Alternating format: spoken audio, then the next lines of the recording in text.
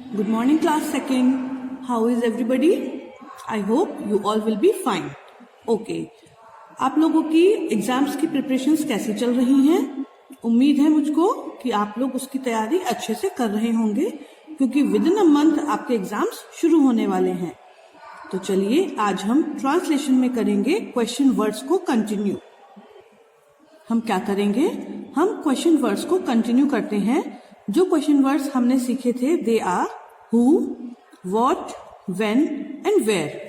तो हु का मतलब होता है कौन, व्हाट क्या, व्हेन कब एंड वेयर कहाँ।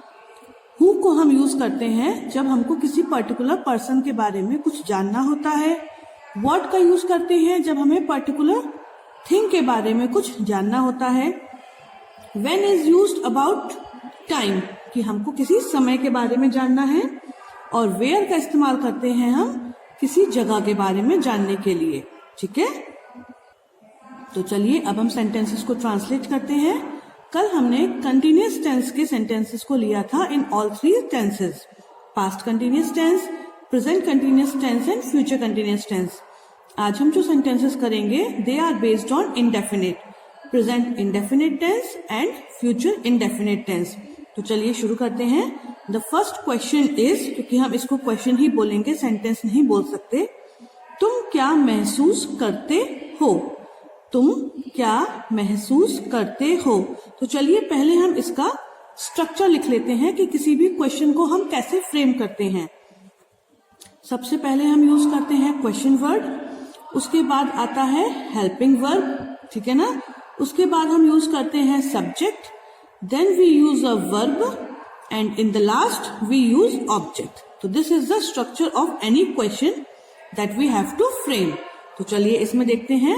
सबसे पहले हमको ढूंढना होता है कि वर्ब कौन सी है। इसमें वर्ब है महसूस करना, महसूस करना। और महसूस कौन कर रहा है? महसूस कर रहा है कोई व्यक्ति जो है तुम, यानी कि ये हो गया हमारा सब्जेक्ट और ये हो गई हमारी verb. Now the question word is क्या। क्वेश्चन वर्ड क्या है हमारा? क्या। तो क्या की इंग्लिश होती है वॉट। क्या की इंग्लिश क्या होती है? वॉट होती है। अभी यहाँ पर हम हेल्पिंग वर्ब छोड़ देते हैं क्योंकि हमें पता है प्रेजेंट इंडेफिनिट का जो सेंटेंस पॉजिटिव वाला हम बनाते हैं उसमें कोई भी हेल्पिंग वर्ब हम नहीं लगाते। तो वॉट और हेल्पिंग वर्ब के बाद हम लगाते हैं सब्जेक्ट। तो सब्जेक्ट यहाँ पर है तुम, तो वॉट, यू, और वर्ब कौन सी है? महसूस करना, फील, और लास्ट में क्वेश्चन मार्क। ठीक है, अब इस कॉन्सेप्ट को अच्छे से समझ लीजिए। जो नॉर्मल सेंटेंस होता है पॉजिटिव वाला, उसमें हम प्लूरल सब्जेक्ट्स के साथ वर्ब में एस या ईएस नहीं लगाते, बट सिंगुलर के साथ हम लगाते हैं। ठीक है, लेकिन नेगेटिव वाले में एस ईएस को हम बिल्कुल ही बॉयकॉट कर देते हैं और उसमें हेल्पिंग वर्ब लगती है या तो डू या फिर does according to the subject. Do लगाते हैं प्लूरल्स के साथ और डज लगाते हैं सिंगुलर्स के साथ। ठीक है ना। तो क्वेश्चन वाले सेंटेंसेस में, मतलब कि क्वेश्चंस में भी हेल्पिंग वर्ब हम डू या डज ही यूज करेंगे। और अगर सब्जेक्ट प्लूरल है तो हम डू यूज करेंगे और सब्जेक्ट सिंगुलर है तो हम डज यूज करेंगे। अब सब्जेक्ट यहाँ पर हमारा है तुम, तो तुम मतलब प्लूरल है तो हम लगा देंगे do. What do you feel? What do you feel. यहाँ पर ऑब्जेक्ट नहीं है, उसको हम स्किप कर देते हैं। अगर ऑब्जेक्ट होता तो फील के बाद लगा देते what do you feel today. आज तुम क्या महसूस करते हो? ठीक है ना। लेकिन वर्ब में हम किसी भी सिचुएशन में क्वेश्चन में एस या ईएस नहीं लगाएंगे, चाहे वो सिंगुलर हो या फिर प्लूरल हो। ठीक, अब हम चलते हैं नेक्स्ट सेंटेंस की तरफ। कौन नदी में तैरता है? मैं एक एक टेंस के इसलिए ले रही हूं ताकि आप हर टेंस को हर क्वेश्चन वर्ड के साथ फ्रेम कर सकें। कल हमने कंटिन्यूअस लिया था, आज हमने ले लिया इंडेफिनिट, कल हम लेंगे मॉडल वर्ब्स। ओके, कौन नदी में तैरता है। अब इसमें काम कौन सा हो रहा है? तैरने का। और मैंने आपको बताया था कौन वाले जो क्वेश्चंस होते हैं उनमें हम सब्जेक्ट्स यूज नहीं करते, तो क्योंकि कौन ही हमारा एक सब्जेक्ट के फॉर्म में होता है तो हम लिख देते हैं हु। और यहां पर क्या है? तैरता है। स्विम नदी में, in the river, question mark, क्योंकि क्वेश्चन मार्क बहुत जरूरी है किसी भी क्वेश्चन के एंड में। अब यहाँ पर एक बात नोटिस करने वाली है, किसी भी क्वेश्चन को फ्रेम करने में इंडेफिनिट में एक प्रॉब्लम आती है कि हम उसमें एस लगाएं या फिर नहीं लगाएं। अभी ऊपर मैंने आपको क्या बताया कि आपको इसमें एस नहीं लगाना, एस या E S according to the subject. लेकिन कौन, जब यही हमारा सब्जेक्ट है और इसमें कोई हेल्पिंग वर्ब नहीं है, तो जिस फॉर्म में हेल्पिंग वर्ब नहीं होती उसमें तो हम एस या ई एस लगाते हैं, जो रेगुलर सेंटेंस पॉजिटिव वाले होते हैं। तो यहाँ पर हु एज अ सब्जेक्ट हमने लिया है, तो यहाँ पर हम लगा देंगे swims, who swims in the river. यहाँ पर हेल्पिंग वर्ब नहीं है इसलिए एस और ई एस लगा दिया। यहाँ पर हेल्पिंग वर्ब है तो हम एस और ई एस को स्किप कर देते। ठीक है, अब हम देखते हैं अगले 2 सेंटेंसेस। वह कहाँ सब्जियां बेचता है, कोई व्यक्ति है जो सब्जियों को बेचता है, तो उससे पूछा जा रहा है या किसी और से पूछा जा रहा है कि वह व्यक्ति कहाँ पर सब्जियों को बेचता है। तो काम कौन सा हो रहा है, बेचने का। करने वाला कौन है, वह। ठीक, क्वेश्चन वर्ड है वेयर। ये 3 चीजें आप ढूंढ लीजिए, वर्ब यानी कि काम कौन सा हो रहा है, सब्जेक्ट चाहे हिंदी हो या इंग्लिश, और क्वेश्चन वर्ड। ठीक, कहाँ की इंग्लिश होती है वेयर, वेयर। अब हमें क्या लगाना है, हेल्पिंग वर्ब इंडेफिनिट है और सब्जेक्ट हमारा सिंगुलर है, तो हम लगा देंगे डज, वेयर डज, क्योंकि सब्जेक्ट सिंगुलर है ही, तो हमने लगा दिया डज और सब्जेक्ट लिख दिया ही, वेयर डज ही। अब हम यूज करेंगे वर्ब सेल, बेचने की क्या होती है, सेल होती है। वेयर डज ही सेल, क्या बेचता है, सब्जियां, द वेजिटेबल्स। और लास्ट में क्वेश्चन मार्क, हमारा सेंटेंस हो गया, सॉरी हमारा क्वेश्चन हो गया complete. Where does he sell the vegetable. अब देखिए यहाँ पर भी हमने हेल्पिंग वर्ब का यूज किया है, तो सेल में हमने एस या ई एस नहीं लगाया। Got it. देखिए अब देखते हैं 4th सेंटेंस। बच्चे बगीचे में कब खेलते हैं, कोई व्यक्ति आया हमारे पास, वो पूछ रहा है कि ये जो बाहर आपके घर के बाहर गार्डन है या पार्क है, कुछ भी है, वहां पर बच्चे किस समय पर खेलते हैं। तो किस समय के लिए हमने कब का यूज कर लिया, तो इसमें वर्ब है हमारी खेलना, सब्जेक्ट है बच्चे, खेलने का काम कौन कर रहा है, बच्चे कर रहे हैं, और क्वेश्चन वर्ड है कब, मतलब कि व्हेन। अब हेल्पिंग वर्ब बच्चे बहुत सारे हैं तो डू, गॉट इट। सब्जेक्ट बच्चे, चिल्ड्रेन, खेलते हैं वर्ब प्ले, कहाँ खेलते हैं, बगीचे में, इन द गार्डन। ओके, तो when do children play in the garden. देखिए यहां पर भी हमने हेल्पिंग वर्ब का यूज किया, तो वर्ब में एस और ई एस नहीं लगाया। तो ये थे हमारे प्रेजेंट इंडेफिनिट टेंस के क्वेश्चन वाले सेंटेंसेस। अब हम देखते हैं फ्यूचर इंडेफिनिट टेंस के।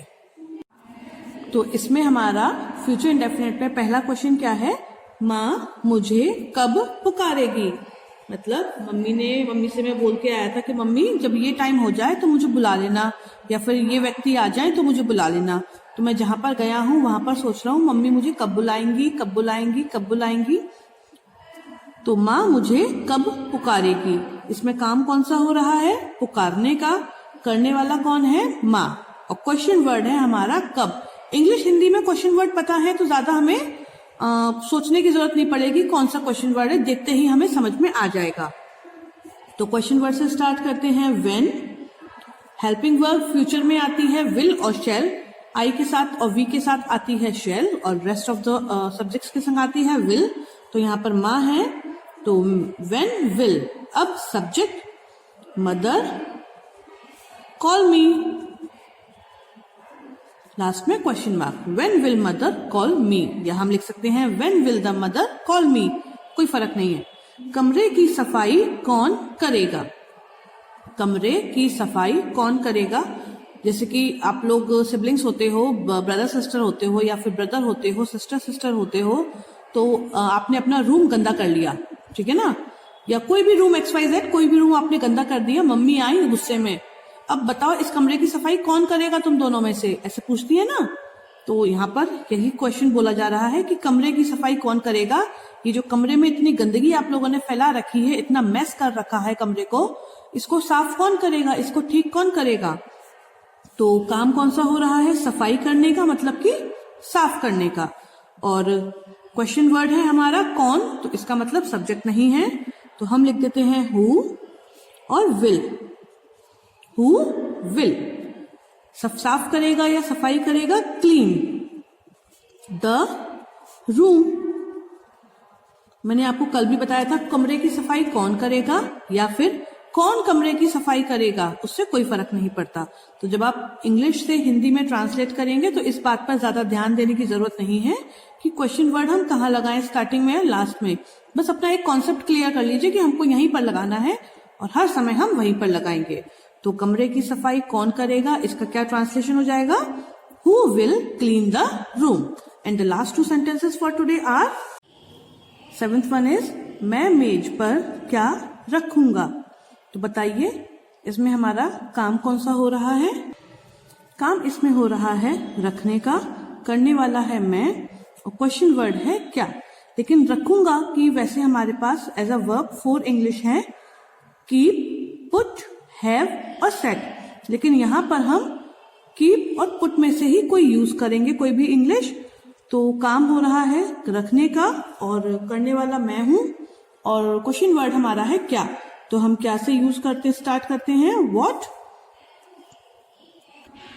और सब्जेक्ट हमारा है मैं, तो हम यूज करेंगे शेल, वर्ब हेल्पिंग वर्ब के फॉर्म में shell.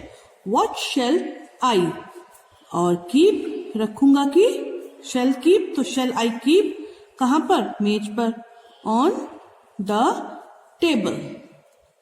What shall I keep on the table. हम कल कहाँ पहुंचेंगे, हम कल कहाँ पहुंचेंगे। ऐसा होता है ना कि आप कभी कहीं जा रहे होते हैं और आप टूर पे गए हुए हैं, एक दिन आपने कहीं स्टे किया, अगले दिन हम कहीं और स्टे करते हैं, उसके बाद हम कहीं और स्टे करते हैं। क्योंकि जब हमको कई दिनों में काफी सारी जगह घूमनी होती है तो हम एक ही दिन में काफी सारे एरियाज को कवर कर लेते हैं। तो हम मम्मी से पूछ रहे हैं, मम्मी ये जो हमारा टूर है इसमें हम कल कहाँ पर पहुंच जाएंगे। तो इस सिचुएशन को ऐसे ही पूछेंगे, हम कल कहाँ पहुंचेंगे। काम हो रहा है पहुंचने का, करने वाले हैं हम, क्वेश्चन वर्ड है वेयर। तो वेयर सब्जेक्ट है हम, तो यूज करेंगे shall we. Where shall we, हम कहाँ, और शेल के साथ हम यूज करेंगे वर्ब रीच। तो वेयर शेल वी रीच, हम कहाँ पहुंचेंगे, इतना हो गया। कब, कल, टुमारो। क्वेश्चन मार्क, क्वेश्चन खत्म। Where shall we reach tomorrow. हम मम्मी से पूछ रहे हैं तो इंग्लिश में पूछ सकते हैं, mummy where shall we reach tomorrow. तो these are the 8 sentences or questions that you have to write in your notebooks. Okay, that's all for today. Goodbye.